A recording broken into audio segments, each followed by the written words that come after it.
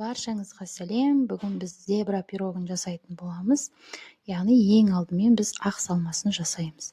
Ол үшін жұмыртқаға қантты қосып, ақ көпіршіктер пайда болғанша, пенка дейміз ғой, солай болғанша миксермен араластырып аламыз. Миксермен араластырып болғаннан кейін бөлме температурасындағы сары майымызды саламыз. Негізі 82% май болса, пирог дәмді шығады. Тым ұзақ араластыруға да болмайды. Бір 10-15 секунд араластырамыз. Келесі енді біз 20% қаймақ салатын боламыз. Ол да бөлме температурасында болады. Қаймағымызды салып, жақсылап тағы да 10-15 секунд араластырамыз. Барлығын араластырып болғаннан кейін, енді бізде қамыр қопсытқыш және одан кейін ақ ұнымызды саламыз. Егер барлығын алдын ала дайындап қойсаңыздар, өте жеңіл болады. Бірден тоққа қоспай, миксерді осылай алдын ала жақсылап араластырып аламыз. Бірден қосатын болсаңыздар, ұндарыңыз жан-жаққа шашырап, бүкіл жерді әппақ қылдырады. Сол себепті бірінші араластырып қолмен, одан кейін миксерді қосып, осылай араластырамыз.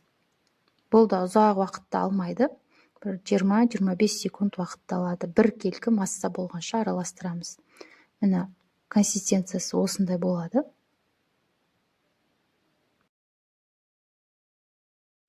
Енді біз какао қосылған салманы жасайтын боламыз.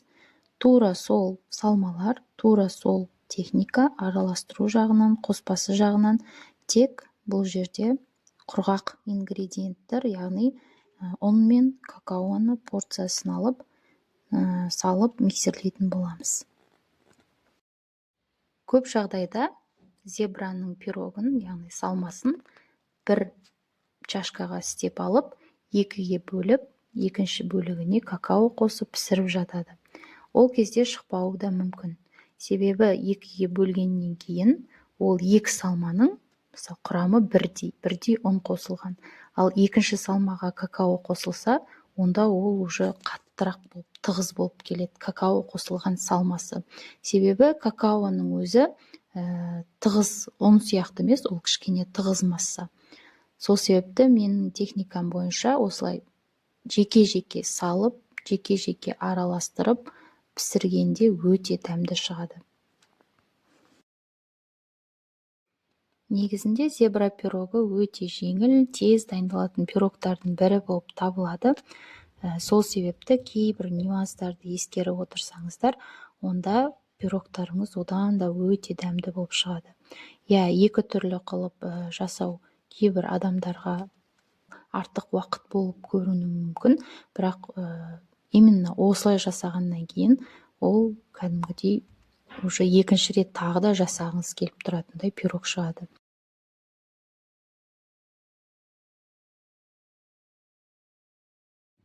Енді ыдысымызды дайындаймыз.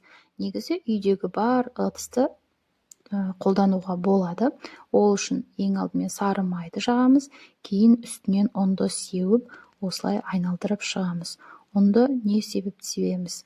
Себебі пирогымыз түбіне жабысып қалмау үшін, тез алыну үшін осылай себетін боламыз.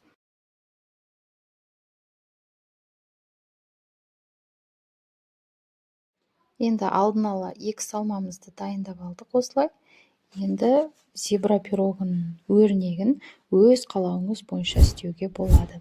Менде осындай төрт бұрышты форма болғандықтан, бірінен соң бірі үш қатар қылып салып шықтым. Содан салып шыққаннан кейін форманы кішкене столға ұрып жібереміз да, әрі қарай осылай шпажка немесе осындай, менде сушидің таяқшасы, осындай өрнек салып шығамыз. Міне, пирогымыз да пісіп шықты. Үстінде осындай жырылған болады. Ол ештеңе етпейді. Осылай формадан алып аламыз. Яғни формадан пештен алғаннан кейін бірден алмаймыз.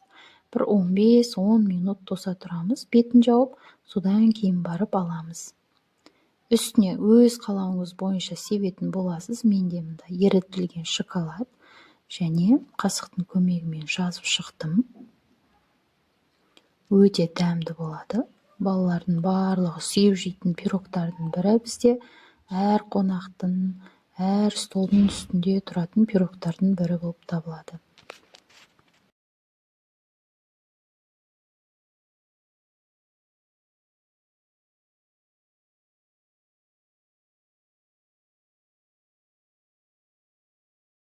Міндетті түрде жақындарыңызға, туғандарыңызға, балаларыңызға дайындап берсеңіздер өте дәмді шығады.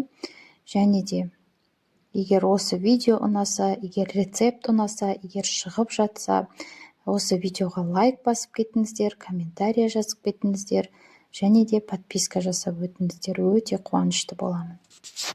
Рахмет, астарыңыз дәмді болсын.